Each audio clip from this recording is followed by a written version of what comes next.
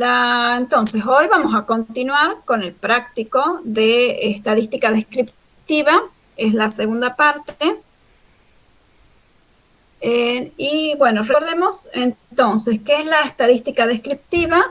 Es la parte de la estadística que nos va a brindar herramientas numéricas y gráficas para poder describir la información que obtenemos a partir de una muestra. Recuerden que estamos trabajando ahora con muestras, no con la población, ¿sí? Lo que vimos en la clase pasada fue cómo calcular las distintas medidas de resumen de esa muestra, y también vimos un tipo de gráfico que fue el gráfico de caja y extensión. Lo que vamos a hacer hoy es aprender a construir tablas de distribución de frecuencias y vamos a ver otros gráficos. Bueno, vamos a trabajar con el punto 2 del práctico. Y este punto dice, con los mismos datos del ejercicio 1, confeccione una tabla de distribución de frecuencias. ¿Qué es una tabla de distribución de frecuencias? Estas tablas nos permiten exponer la información recogida, exponer de forma tabular la información recogida de una muestra. Lo que tienen que tener en cuenta acá, como ya venimos diciendo en otras clases, es que tienen que poder separar y poder discriminar qué tipo de dato, qué tipo de variable es la que están manejando. Si recordamos, los datos del ejercicio 1 se corresponden a pesos en kilogramos de 25 terneros. Entonces, estamos frente a una variable de tipo numérica continua. Entonces, para ese tipo de variable, vamos a tener una tabla de distribución de frecuencias. En el caso que hubiésemos tenido una variable de tipo discreta, la tabla de distribución de frecuencias es diferente, se la construye de manera diferente. Eso les va a explicar el profesor enseguida. Entonces, trabajamos con los datos del ejercicio 1.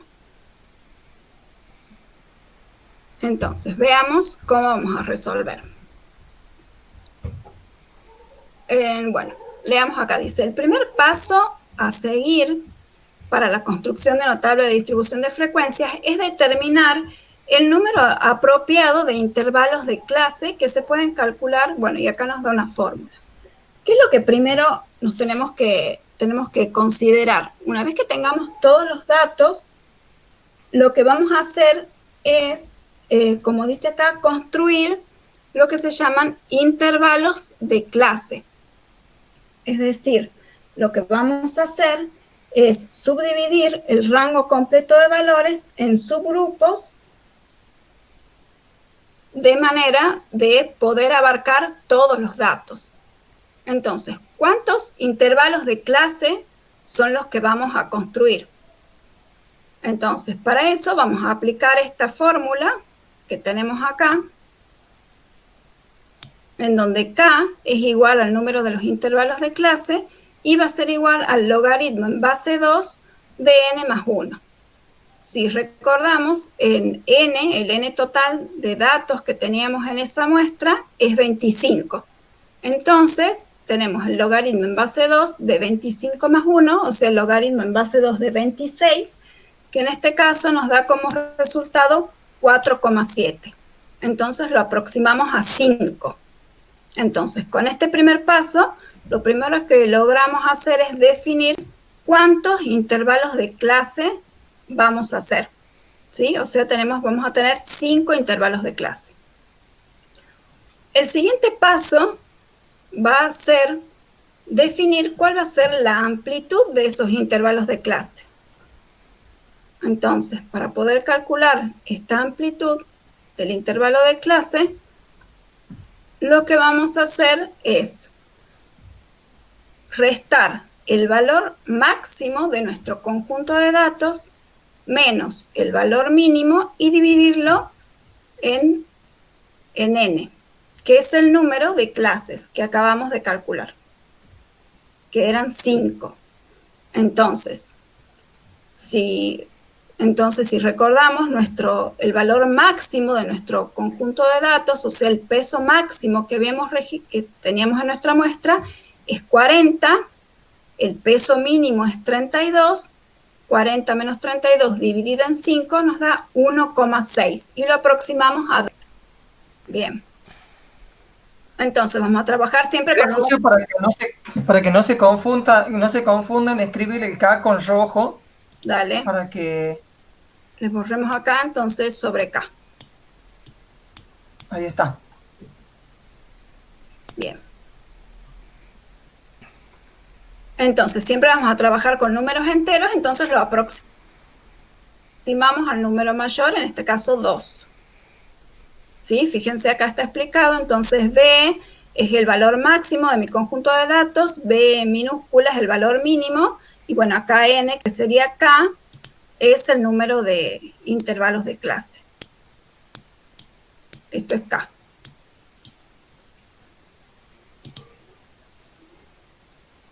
Dice, en el ejemplo, el valor de 2 indica, entonces nos da como 2, indica que para construir una tabla de frecuencias que abarque todo el conjunto de datos en 5 intervalos de clase, la amplitud de estos intervalos tiene que ser de 2 unidades. Ya lo vamos a ir viendo cuando bajemos un poquito más y la veamos a la tabla de frecuencias, vamos a ver todo esto. Bueno, ¿qué más es lo que tenemos que tener en cuenta? Para construir esta tabla de frecuencias tenemos que tener en cuenta los aspectos que vamos a leer, que están detallados acá. Es muy importante esto que está acá detallado, ¿sí? Que lo tengan en cuenta. Dice, cada dato debe estar incluido en alguno de los intervalos de clase especificados. Un dato no puede estar incluido en más de uno de esos intervalos. Los límites de los intervalos de clase deben estar perfectamente especificados de tal manera que no haya dudas respecto a dónde incluir cada dato. No se debe incluir un número excesivo de intervalos de clase, y eso nos vamos a dar cuenta si hay demasiadas subdivisiones, va a ser cuando aparecen varios intervalos de clase con frecuencia 0. Otro aspecto dice que tampoco se deben construir pocos intervalos de clase. Y esto se va a denotar en una tabla en donde las frecuencias tengan valores muy altos. La frecuencia de los intervalos tenga valores altos. Y hay muchas maneras de construir tablas de frecuencia. Nosotros vamos a usar este modelo que tenemos acá. ¿Sí? Y este es el que van a usar cuando les vamos a pedir que hagan para los parciales y los finales. Entonces, fíjense cómo tienen que hacer.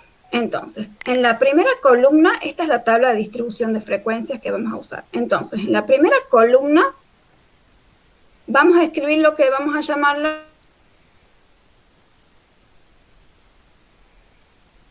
¿sí? Fíjense que hemos puesto kilogramos, recordemos que era una variable continua. Entonces, ¿cómo vamos a definir? Habíamos dicho que los intervalos de clase iban a ser 5, ¿se acuerdan? Entonces tenemos 1, 2, 3, 4, 5 intervalos de clase, que la amplitud de estos intervalos iba a ser de 2. Bueno, ¿cómo vamos a definir esto? Fíjense que uno de los aspectos que nos dice acá, que es muy importante tener en cuenta, es que los límites de los intervalos de clase deben estar perfectamente identificados o especificados, ¿sí? Fíjense cómo los especificamos acá. Dice, de 31 a menos de 33.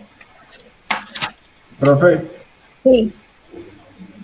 le hago una pregunta. ¿Por qué cuando resolvemos para delimitar la cantidad de intervalos, Sí. utilizamos del 32 al 40?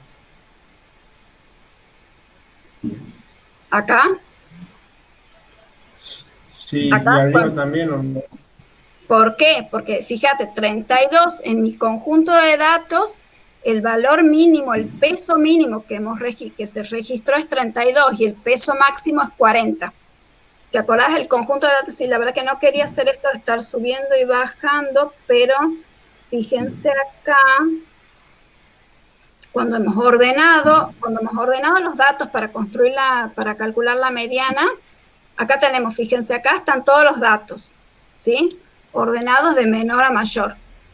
El menor valor es 32 y el valor mayor es 40. Bueno, entonces, para construir el intervalo de clase, Entonces vamos a ordenar, como han visto arriba, se ordenan los datos de menor a mayor. Acá, bueno, no los he vuelto a pegar, pero acuérdense que estaban así ordenados, de 32 hasta el 40. Todas las veces que se repiten nos tienen que copiar tal cual están. ¿Sí? Entonces, hemos dicho 5 intervalos de clase de amplitud 2. Y como habíamos leído, que un aspecto muy importante es que cómo van a definir el intervalo de clase. Fíjense que acá nosotros hemos definido primero desde un número anterior al menor valor tomado, era 32, nosotros hemos definido desde 31. Entonces decimos que el primer intervalo de clase va a incluir todos aquellos valores que están desde el 31 a menos de 33. Es decir, va a incluir al 31 y al 32.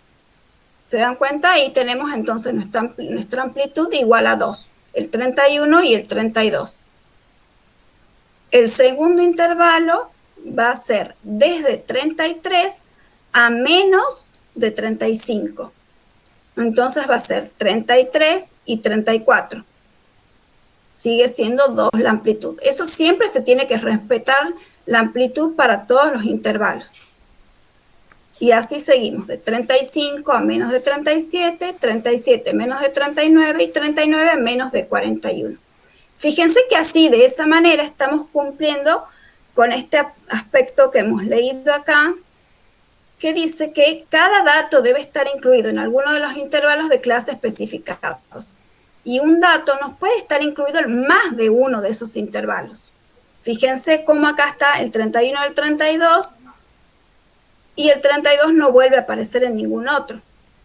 Acá el 33 y el 34, sin embargo acá en este intervalo no está el 35, porque acá dice a menos de 35.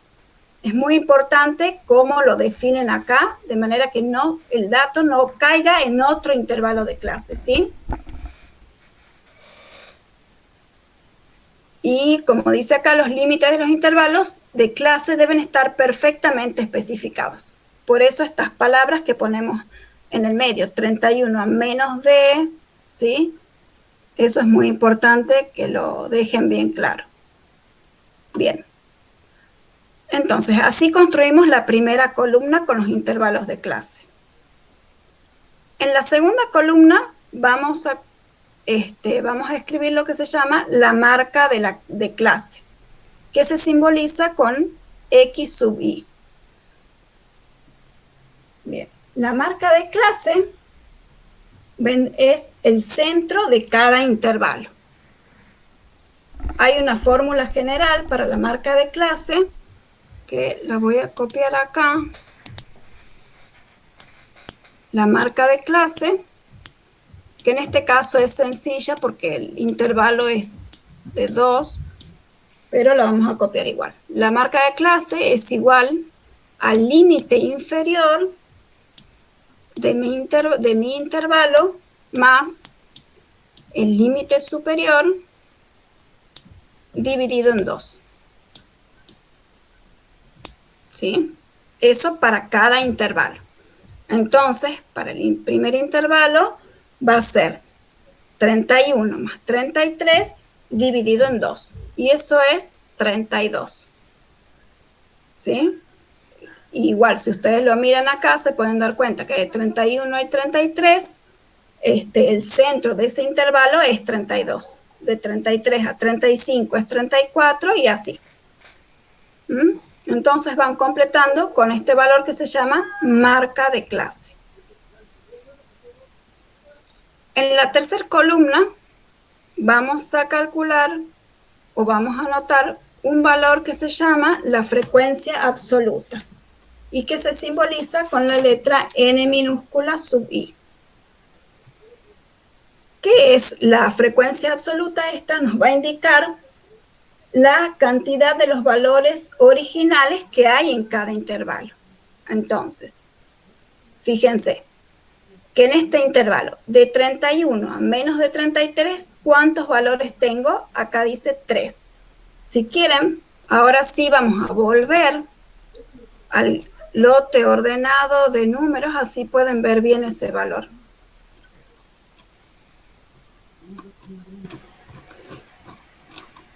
Acá. Entonces, ese primer intervalo dice que va de 31 a menos de 33. Entonces, la frecuencia absoluta es 3, porque de 31 a menos de 33, ¿cuántos valores tenemos? Está el 32 únicamente y repetido 3 veces. Por eso, para ese intervalo de clase, la frecuencia absoluta es 3. En el siguiente intervalo, que va de 33 a menos de 35, la frecuencia absoluta va a ser también 3, porque desde 33 a menos de 35 incluye los valores 33 2 veces y una vez el 34. Entonces, para el segundo intervalo de clase, la frecuencia absoluta también es 3. En el tercer intervalo de clase tenemos de 35 a menos de 37, entonces ahí la frecuencia absoluta va a ser igual a 1, 2, 3, 4, 5, 6, 7, va a ser igual a 8. Si quieren, volvamos a la tabla ahora para que lo puedan ver. ¿Se entendió cómo se calcula ahí la frecuencia absoluta? Sí, acá. ¿Sí? Entonces hemos dicho, las dos primeras frecuencias de los intervalos es 3, el segundo intervalo la frecuencia absoluta es 3, el tercero es 8, después de 37 a menos de 39 tenemos 4 valores, y de 39 a menos de 41 hay 7 valores. Fíjense que la suma total de la frecuencia absoluta siempre les tiene que dar el n total, o sea, el n total de mis observaciones. El total de mis observaciones. ¿Se recuerdan que era 25? Es una manera de controlar que hayan contado bien los valores. Eso ténganlo en cuenta. Después, otro valor que vamos a calcular en esta otra columna va a ser la frecuencia absoluta acumulada. La simbolizamos con una n grande sub i. Entonces, la frecuencia absoluta acumulada, fíjense cómo empieza en el número 3, al igual que la frecuencia absoluta, y vamos a ir acumulando. ¿Sí? ¿Se acuerdan que en las otras clases cómo calculábamos las frecuencias acumuladas? Íbamos sumando. Entonces, acá vamos a hacer la misma metodología. Vamos a decir 3 más 3 es igual a 6. Entonces, para el segundo intervalo de clase, la frecuencia absoluta acumulada es 6. Vamos a decir después, 6 más 8 es 14. 14 más 4, 18. 18 más 7, 25. Y así entonces obtenemos las frecuencias absolutas acumuladas. Vamos ahora a calcular las frecuencias relativas. ¿Cómo se calcula una frecuencia relativa que se simboliza con f sub i? Las frecuencias relativas las vamos a calcular como la frecuencia absoluta dividida en el total de casos. En este caso, 3 dividido 25 y es igual a 0,12. ¿Y qué es este valor entonces de frecuencia relativa? Son las probabilidades estimadas. ¿Se acuerdan de las clases de probabilidad que decíamos el valor, los valores observados sobre el total? Entonces, tenemos 0,12. Si quieren, podemos escribir acá que la frecuencia relativa, a ver, si quieren voy a borrar acá, y ponemos la fórmula. Entonces, la frecuencia relativa va a ser igual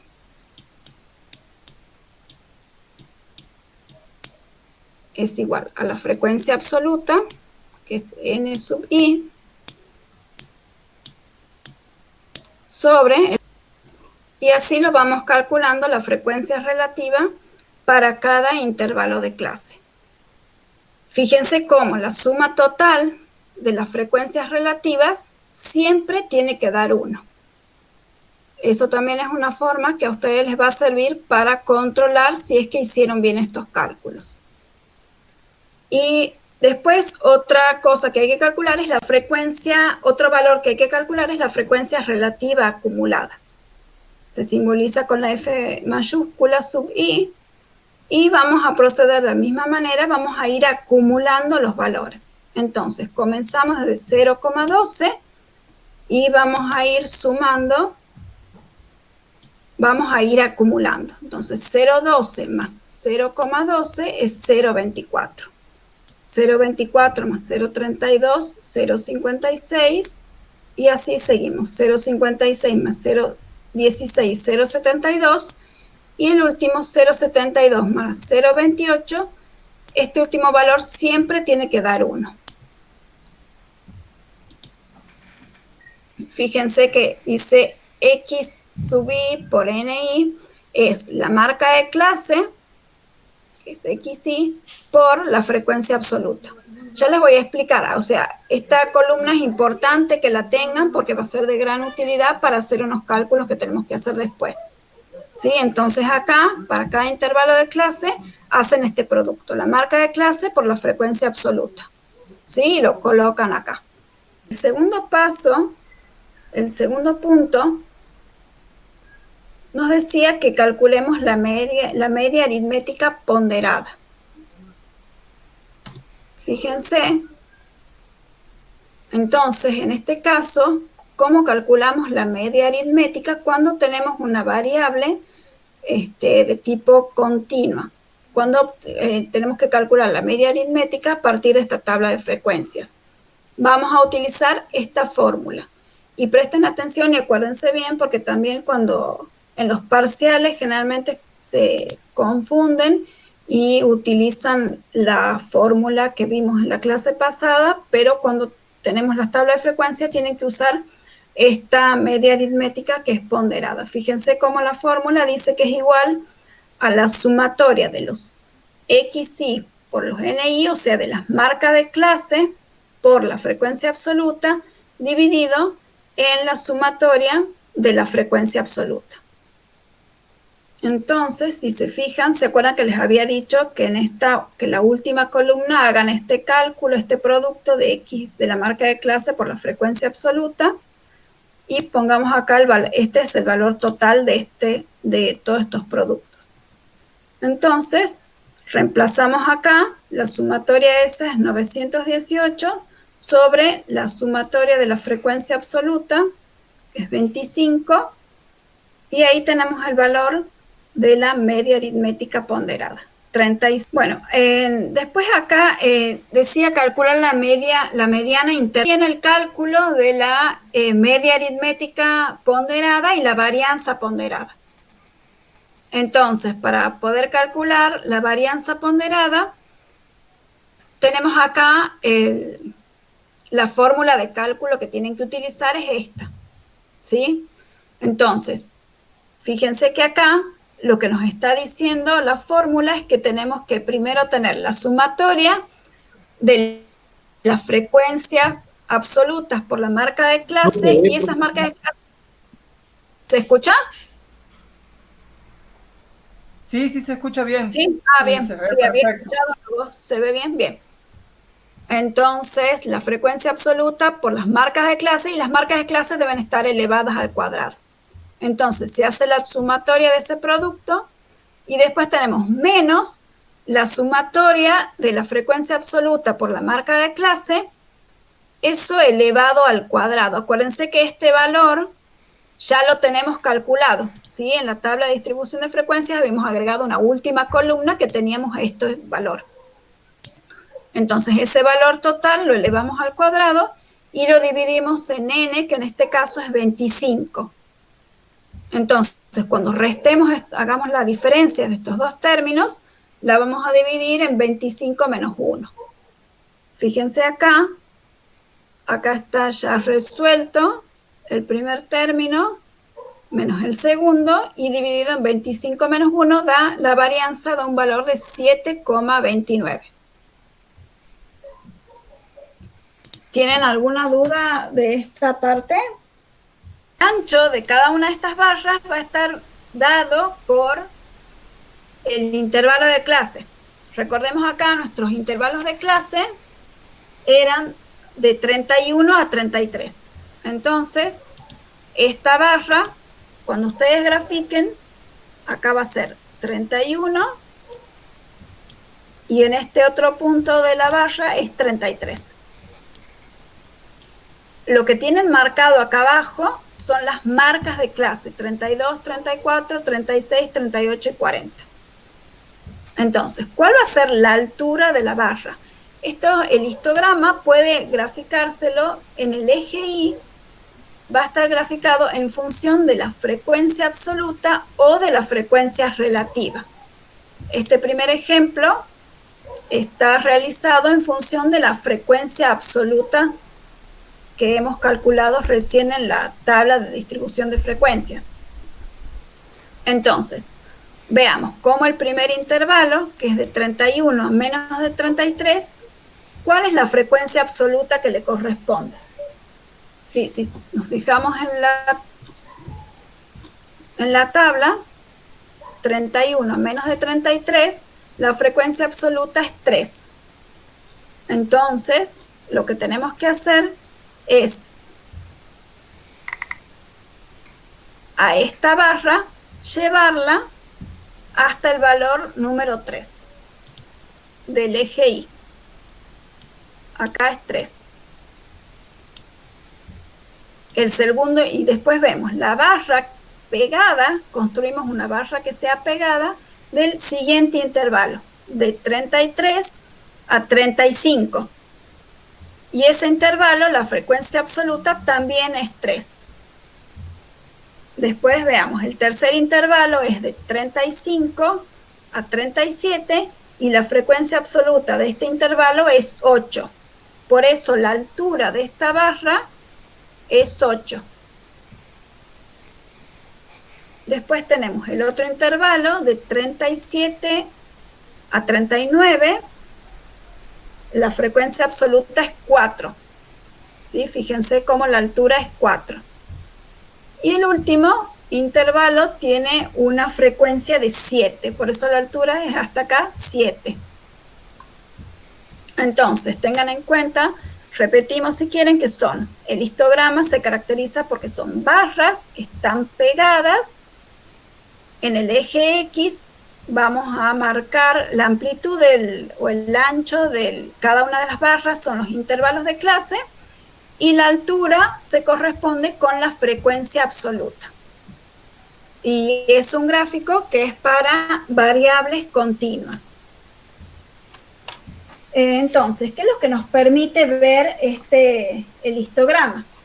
Lo que nos permite ver es la forma de la distribución, que es la forma de la distribución de mis datos. ¿Sí? Entonces, podemos ver, no sé si es correcto, pero más o menos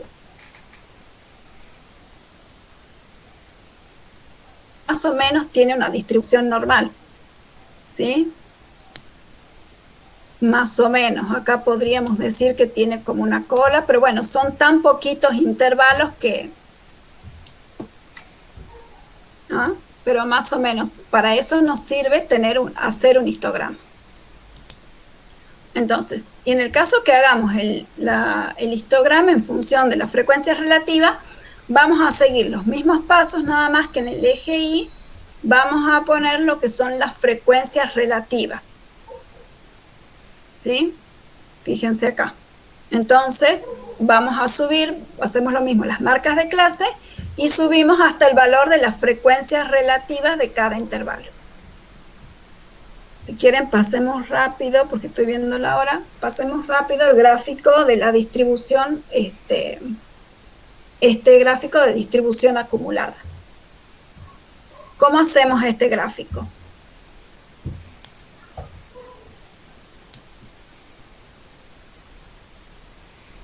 Bien. Para hacer este gráfico, vamos a colocar en la base, vamos a poner lo que son las marcas de clase. Después, en el eje Y, vamos a hacer el de la distribución acumulada para la frecuencia absoluta acumulada, porque puede ser para la frecuencia absoluta acumulada o para la frecuencia relativa acumulada. Si quieren, vemos solamente este ejemplo para que Gonzalo les pueda explicar el otro caso. Entonces, lo que tenemos que hacer es, en el eje X ponemos las marcas de clase, que son 32, 34, como ven acá, 36, 38, 40. Perdón, Josefina, no son las marcas de clase, son los intervalos de clase. Es que el intervalo de clase es de 31 a 34. Ah, tenés razón, no dije nada, perdón. Sí. Entonces, nos fijemos. Para este caso, entonces siempre el gráfico comienza en 0. Fíjense, para la distribución. Entonces, en el eje Y va a comenzar en 0, marcamos un punto en 0, y después vemos, para la primera marca de clase, que es 32, ¿cuál es el valor de la frecuencia absoluta acumulada? Acuérdense que estamos graficando esta distribución acumulada. Fijamos el valor de la frecuencia absoluta acumulada. En este caso es 3. Para el marca de clase 32 es 3. Entonces marcamos un punto ahí en 3. Para la siguiente marca de clase es 34. Entonces, ¿cuál es la frecuencia acumulada que nos corresponde? Es 6. Entonces subimos, marcamos un punto en 6. Y así vamos haciendo. Para 36, para la marca de clase 36, la frecuencia absoluta acumulada es 14. Fíjense, subimos hasta 14. Para 38, subimos hasta 18. Y para 40, subimos hasta 25, que está acá. Y luego, con una línea, vamos a ir conectando esos puntos. Y así vamos a obtener la gráfica de distribución acumulada en función de la frecuencia absoluta acumulada. Y para hacerlo con la frecuencia absoluta relativa, es el mismo procedimiento, nada más que en el eje Y vamos a poner las frecuencias relativas acumuladas. Bueno, ¿tienen alguna duda hasta acá? Vamos a ver el ejercicio 3. Es que en el ejercicio anterior la profe les explicó el caso de una variable aleatoria cuantitativa continua, ¿sí? Que era lo que venían trabajando desde el punto 1, desde el ejercicio 1 y en el ejercicio 2, utilizando los mismos datos. En este caso, en el ejercicio número 3, vamos a ver otro tipo de variable aleatoria. Veamos qué dice. Los siguientes datos corresponden al número de hermanos de un grupo de personas, ¿sí? Y tenemos un total de 12 personas a las que se les consultó acerca del número de hermanos que tienen. Entonces nos preguntan, ¿qué tipo de variable es el número de hermanos? Entonces podemos observar que el número de hermanos es una variable cuantitativa discreta. Las variables de este tipo normalmente se generan entonces cuando se realizan conteos y solo pueden tomar números enteros. Es decir, no es posible encontrar 1,3 hermanos. O hay 1, o hay 2, o hay 3. Son números enteros, ¿sí? Por eso decimos que es una variable del tipo cuantitativa discreta, ¿sí? Veamos entonces en el punto B que nos pide que confeccionemos una tabla de distribución de frecuencias. Recuerden entonces que para cada tipo de variable, las tablas de frecuencia tenían algunas pequeñas modificaciones, ¿sí? No eran las mismas. Esta que ustedes están viendo en pantalla es la tabla de frecuencia para nuestra variable aleatoria que era numérica y cuantitativa discreta, ¿sí? Esta tabla de frecuencia, ¿cómo la construimos?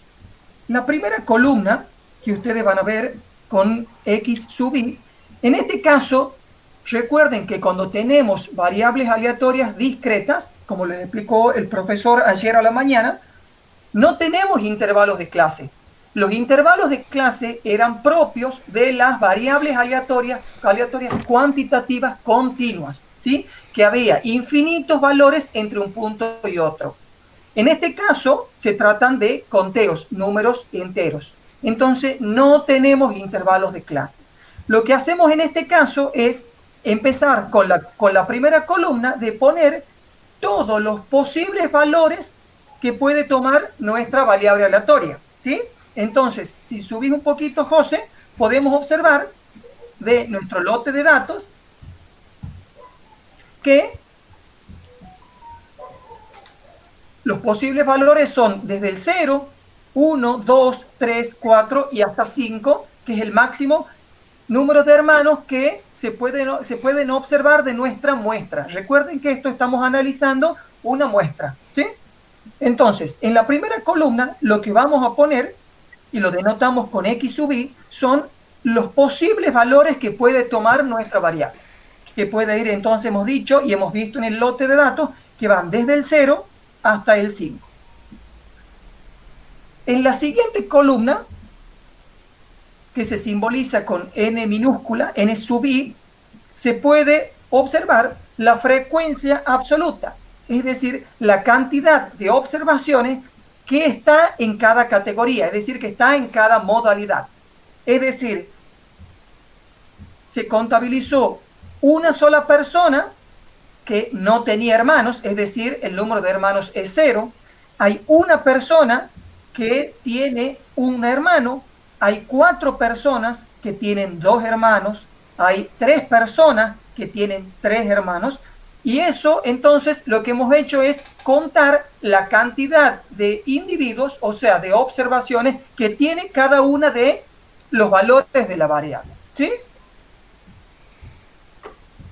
En la columna siguiente podemos observar el n mayúscula sub i, y que es la frecuencia absoluta acumulada, ¿sí?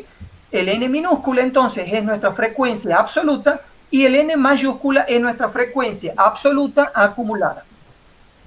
¿Y cómo construíamos nosotros y calculábamos esta frecuencia absoluta acumulada? Bueno, simplemente es sumando, y si querés ir marcando vos, José, para que sea más fácil, la primera partimos del 1, ¿verdad? Que partimos de nuestra primera observación, de nuestro primer valor de la que tenemos de la frecuencia acumulada.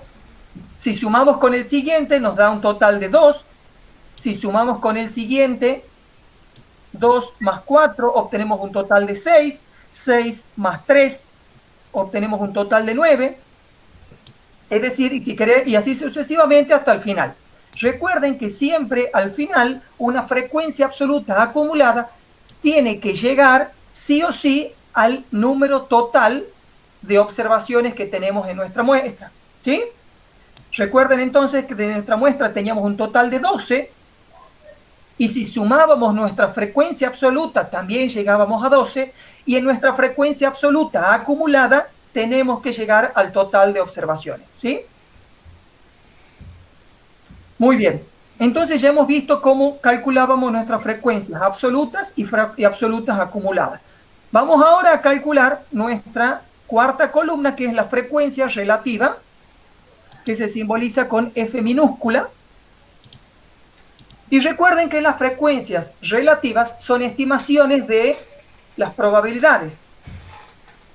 Y de acuerdo a las definiciones de probabilidades, ¿cómo podíamos calcular una frecuencia relativa? Era la frecuencia absoluta de en esa fila sobre el total de observaciones, es decir, 1 sobre 12, y nos da un total de 0,083 si lo expresamos con decimales. En el siguiente caso hacemos lo mismo, la frecuencia absoluta de esa fila, es decir, de esa categoría, dividido en 12, y nos da el mismo valor, por supuesto, 0,083. Si vamos a la tercera fila, entonces tenemos que la frecuencia relativa es 4 dividido en 12, y nos da un total de 0,33, y así sucesivamente. Entonces, esta frecuencia relativa habíamos dicho que es una estimación de la probabilidad, es decir, por ejemplo, que la probabilidad de que X sea igual a 2, si lo querés marcar con una flecha, José, la probabilidad de que X sea igual a 2 es igual a 0,33. Es decir, estamos estimando una probabilidad a partir de los valores de mi muestra. ¿Sí? Esa es una interpretación que puedo darle, ¿sí?, a la columna de frecuencia relativa. Y por último, lo último que nos queda es la frecuencia relativa acumulada, que se denota con una F mayúscula, y el procedimiento es igual, idéntico al de la otra frecuencia absoluta acumulada, es decir, vamos sumando con el anterior, es decir, partimos de 0,083 y le sumamos 0,083 de la fila siguiente y obtenemos un total de 0,166. Entonces 0,166 más 0,33, que es de la fila siguiente, y obtenemos 0,5 y así sucesivamente. Disculpe. Sí. Ahí donde está mostrando, ¿sí? En este caso, la interpretación también la podemos relacionar con el tema anterior de variables aleatorias, y las frecuencias acumuladas no son otra cosa que una estimación de las probabilidades acumuladas, ¿sí? Es decir, ya que está marcado el X en la fila del X igual a 2, podemos decir de nuestra frecuencia relativa acumulada que la probabilidad de que X sea menor o igual que 2 es igual a 0,5. Es decir, la probabilidad de que se tengan 0, 1 o 2 hermanos es igual a 0,5, ¿sí? Idéntica interpretación de lo que habíamos visto en el tema de variables aleatorias, ¿sí? Entonces, esta última columna denotaba la frecuencia relativa acumulada. Y por supuesto, tenemos que llegar siempre al 1, ¿sí? Perfecto. ¿Hay alguna pregunta de cómo se eco? Si querés subir, José, para que veamos lo que nos pedía.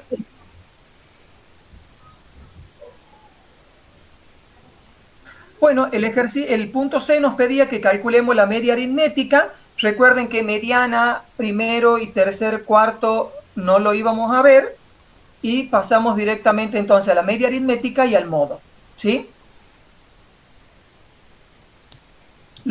Vamos entonces en el punto C, si querés bajar. Entonces, para el cálculo de la media aritmética se puede aplicar el procedimiento explicado en el ejercicio 1, pero como ya disponemos de la tabla de distribución de frecuencia, es mucho más sencillo calcular y hacer uso de la expresión de la media aritmética ponderada que aplicó la profesora en el punto anterior, ¿sí? Lo cual simplifica mucho los cálculos. La única diferencia aquí es que vemos la fórmula y X barra estaba denotando a la media aritmética ponderada, era igual a la sumatoria de X sub I por N sub I sobre la sumatoria de N sub I. ¿Sí? Es decir, si querés subir un poquitito, José, o achicarla si querés un poquitito para que veamos también la tabla. Ahí está. Ahí está. Entonces, en este caso, X sub I, recuerden que no estamos hablando de intervalos de clase, o sea, no es la marca de clase. El X sub I son los valores, todos los valores posibles que puede tomar nuestra variable aleatoria. Entonces, lo que hacemos es la sumatoria, dice, de ir multiplicando X por N, es decir, 0 por 1, más 1 por 1, más 2 por 4, más 3 por 3, más 4 por 2 y más 5 por 1, ¿sí? Entonces es la sumatoria del producto de X sub I por N sub I, es decir, del valor de que puede tomar la variable por la frecuencia absoluta, sobre la sumatoria de N sub I y la sumatoria de N sub I, es decir, la suma de las frecuencias absolutas, tiene que dar indefectiblemente el total de observaciones, es decir, en este caso 12. Al hacer esta expresión y realizar los cálculos correspondientes, vamos a obtener 31 sobre 12 y es igual a 2,58. Y esa es nuestra media aritmética ponderada. Igual íbamos a llegar al mismo valor si, a un valor muy similar, si usábamos la fórmula del primer punto. En este caso, como ya tenemos la tabla de frecuencia, usamos la media aritmética ponderada. En este caso, subí, José, si querés, veamos de la tabla directamente. Podemos observar, podemos calcular, que no está escrito ahí, podemos calcular el modo, y si querés borrarle la flecha del 2 para que no... Bueno, no dejarle porque justo coincide, no le borres, perdón. En este caso podemos observar el modo, que es decir, el valor de la variable que más se repite. Y en este caso, el modo es igual a 2, porque es el valor de la variable que más se repite. ¿Cómo vemos eso? Porque podemos observar que es la categoría que tiene la mayor frecuencia absoluta. ¿Sí? Se dan cuenta que la frecuencia absoluta en ese caso es 4. Es decir, el mayor número de personas, en este caso, está incluido en la categoría 2, que es hasta 2 hermanos. No es hasta 2, es que tienen 2 hermanos. ¿Sí? Entonces, el modo, recuerden, es igual a 2. ¿Sí? Bien. La varianza que, como se trataba de una varianza muestral, es decir, de a partir de la muestra, se denotaba con S minúscula, S al cuadrado. Nosotros siempre lo resolvemos a través de la segunda parte, ¿sí? Y podemos observar que es la sumatoria de los n sub i. Recuerden que el n sub i era mi frecuencia absoluta, ¿sí? De cada una de las categorías, por x sub i al cuadrado. Es decir, esto sería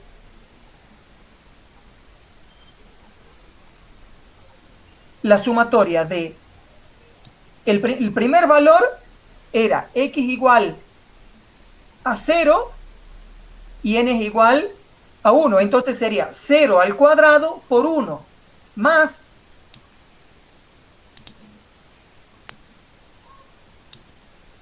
0 al cuadrado más 1. No importa, José.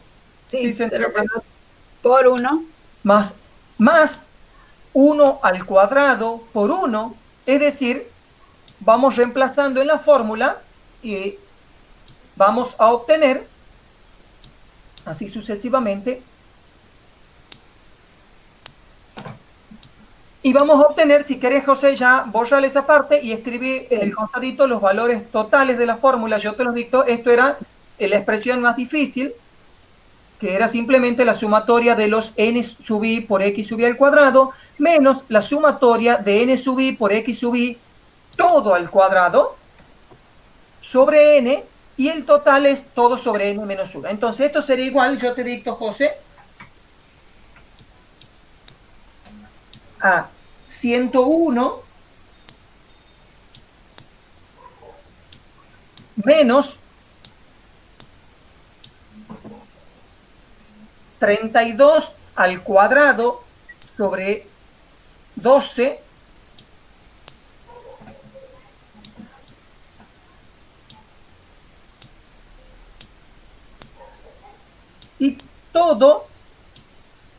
y todo eso sobre 11, es decir, sobre n menos 1. ¿Sí? Entonces lo único que tenemos que hacer es reemplazar los valores e ir calculando a partir de mi tabla de frecuencia.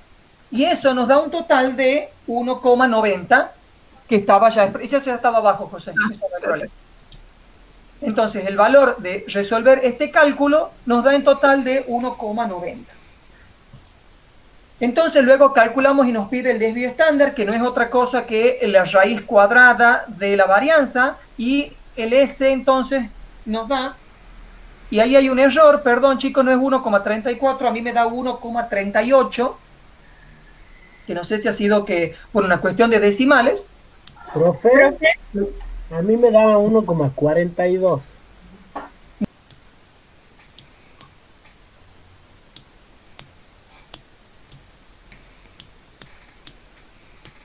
Si querés borrarle la S, José, porque se... Sí. Ah. Ya la saco. Y hacen ese cálculo y les da entonces, luego de lo multiplican por 100 y lo expresan en términos de porcentaje. No quiero detenerme mucho más en esto porque esto es muy similar a lo que venían calculando las otras clases. Y entonces en el punto E nos pedían, yo lo leo, que grafiquemos las frecuencias absolutas relativas y las frecuencias absolutas acumuladas. ¿Sí? Nos pedían, al tratarse de una variable cuantitativa discreta, recordamos que el histograma no es la gráfica apropiada, porque el histograma era, entonces, habíamos visto que era un gráfico propio de las variables aleatorias cuantitativas continuas, ¿sí? Donde se veían que las barras estaban pegadas unas a la otra, porque se podía tomar infinitos valores entre un valor y otro, es decir, estábamos barriendo todos los números reales.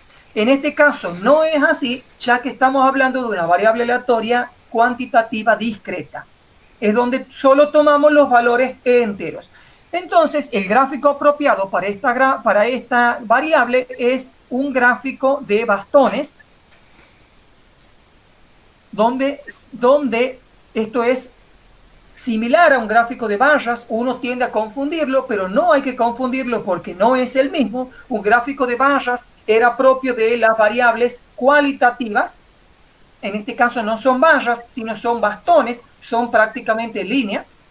Y en este caso, el gráfico de bastones es un eje cartesiano. Pueden fijarse que el eje X, en el eje X hay números y en el eje Y hay números. ¿Qué es lo que ustedes pueden ver en el eje X? Si la profe baja un poquitito para que podamos leer, era entonces nuestra variable, que es el número de hermanos. Es decir, en el eje X vamos a poner todos los valores posibles que podía tener nuestra variable aleatoria, que iban desde el 0, 1, 2, 3, 4 y 5. ¿Sí? Fíjense que entre un valor y otro no hay nada, porque no podíamos tener 0,3 hermanos. O hay 0 o hay 1. Entonces se grafican los bastones hasta qué altura. La altura de cada bastón estaba denotada, en este caso, que hemos puesto, no va la palabra absoluta, si querés borrarle, José, es la frecuencia relativa. Acá hay un error en el nombre del eje Y. Entonces la altura, en este caso, de cada barra está denotada por la frecuencia relativa de cada una de las categorías, ¿sí?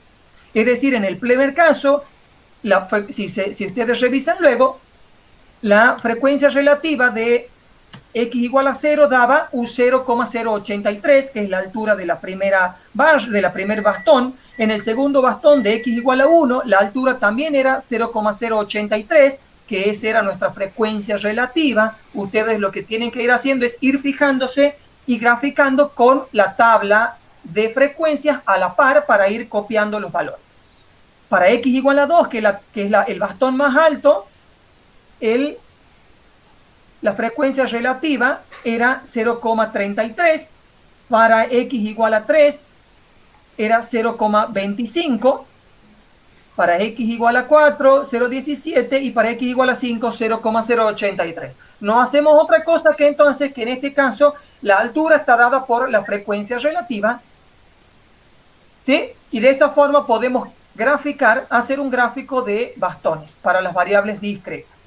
Si querés bajar, podemos en nuestro eje Y, que habíamos graficado la frecuencia relativa, podemos usarlo también. No está hecho acá, lo pueden hacer ustedes como tarea para la casa, asignarle con las frecuencias absolutas y le va a dar exactamente la misma forma, solo que va a cambiar la escala, ¿sí? La forma va a ser exactamente la misma, solo que va a cambiar la escala del eje Y. Todo eso no quiero profundizar porque el profesor lo explicó bien ayer a la mañana. Y entonces vamos a ver la otra, que es la frecuencia relativa acumulada. Y lo que hacemos es partir de nuestra frecuencia, mirando la tabla de frecuencias, puntualmente la columna de la frecuencia acumulada, y podemos ver que cuando x igual a 0, la frecuencia acumulada era 0,083. Y se mantiene constante porque no hay valores en el medio, por eso hacemos una línea hasta el x igual a 1. fíjense que en x igual a 1 hay un pequeño circulito que denota que para x igual a 1 no está incluido en esta pequeña línea de 0,83. Es decir, para x igual a 1 ya vale el valor siguiente, que era el valor que decía nuestra tabla de frecuencia, es decir, 1,66. Y continuamos la línea hasta el x igual a 2, donde pega un salto hacia 0,5, ¿sí? Haciendo siempre un circulito. ¿Para qué le hacemos el circulito? Simplemente para ver que cuando yo quiero ver puntualmente, por ejemplo, en x igual a 2, no haya una doble notación. En este caso, para x igual a 2, el valor que corresponde es el de arriba, no el de abajo, porque tiene el círculo como diciendo que no lo incluye al 2.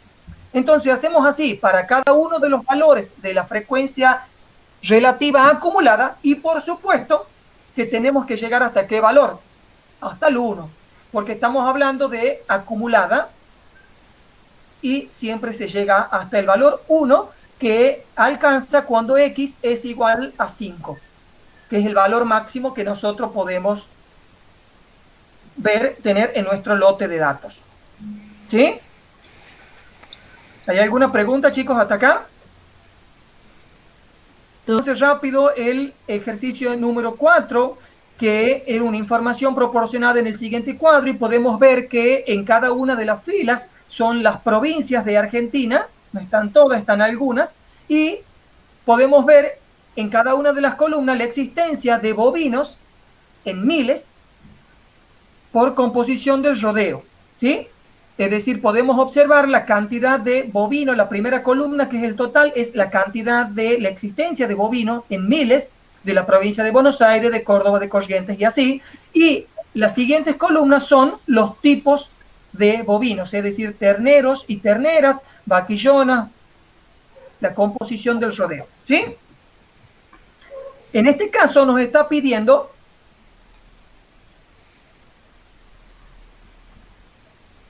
confeccionar un gráfico de barras con los totales de bovinos por provincia, ¿sí? Entonces vamos a ver en este caso cómo hacer un gráfico de barras. En este caso es un gráfico de barras horizontal, ¿sí? También lo podríamos haber hecho al revés, es decir, un gráfico de barras verticales, como usualmente uno lo conoce. En este caso lo hicimos horizontal. Y se puede observar en este caso que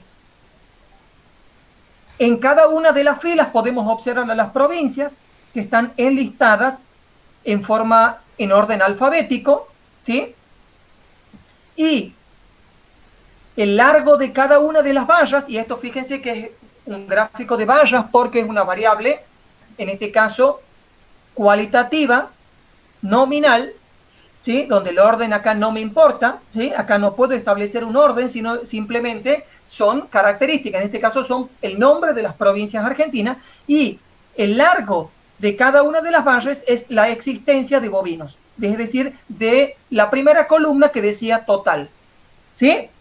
En ese caso vamos graficando cada una de las provincias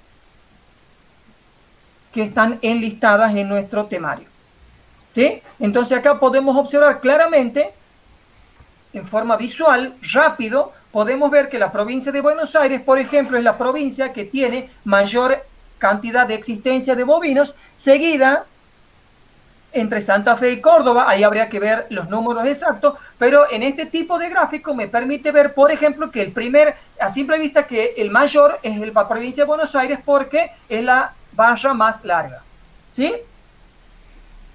Y el punto siguiente, que es el B, que es el otro que me interesa que veamos, también de una variable aleatoria cualitativa nominal, era un gráfico de tortas o gráfico de sectores que le llaman. Y en el gráfico de torta lo que hacíamos era enlistar primero, por supuesto, todas las provincias en este caso. Fíjense que pongo el total al final, solamente para poder identificar el total. Y en la columna siguiente lo que vamos a hacer es calcular el porcentaje, es decir, la cantidad de existencias de Buenos Aires sobre el total, es decir, 16.856,1 dividido en 45.568,7 y eso lo multiplico por 100 para calcular el porcentaje de cada provincia. ¿Sí? Entonces, una vez que tenemos cada una de las provincias con su respectivo porcentaje, que no es otra cosa que la frecuencia relativa expresada en porcentaje, y con esa información vamos sí a graficar en un gráfico de torta, como el que vemos un poco más abajo, José. Entonces, en este gráfico podemos observar y se grafican en los porcentajes de cada provincia, que es el porcentaje de cada provincia a lo largo que estén insertos en este gráfico, es decir, en forma representativa, ¿sí? Es decir, graficamos, creo que daba 37% Buenos Aires, hacemos lo mismo para Córdoba y así sucesivamente, para que estén representados cada una de las provincias en forma relativa de acuerdo a su valor, a su porcentaje. Este tipo de gráfico también es útil si nosotros lo ordenáramos, en este caso está ordenado en orden alfabético, es decir, Buenos Aires, Córdoba, Corrientes, Chaco, pero también lo podríamos haber ordenado de otra forma, por ejemplo, de mayor a menor, para ver las 2 o las 3 provincias con mayor porcentaje, ¿sí? Para que sea más fácil de interpretar por si alguien nos pregunta, ¿sí?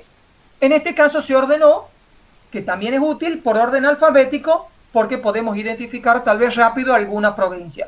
De esta forma se construyó entonces un gráfico de torta que era simplemente construyendo los porcentajes de cada una de las categorías de la variable que era provincia argentina en este ejercicio.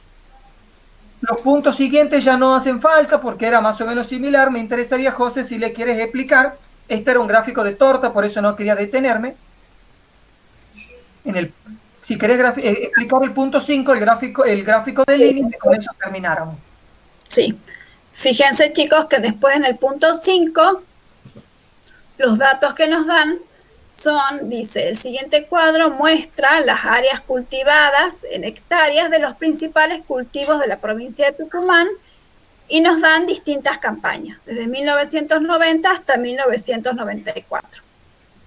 Entonces, fíjense que en el cuadro tenemos las distintas campañas, son 4 en total, 4 campañas, y nos dan para cada cultivo, nos da la cantidad, nos da el área cultivada en cada campaña.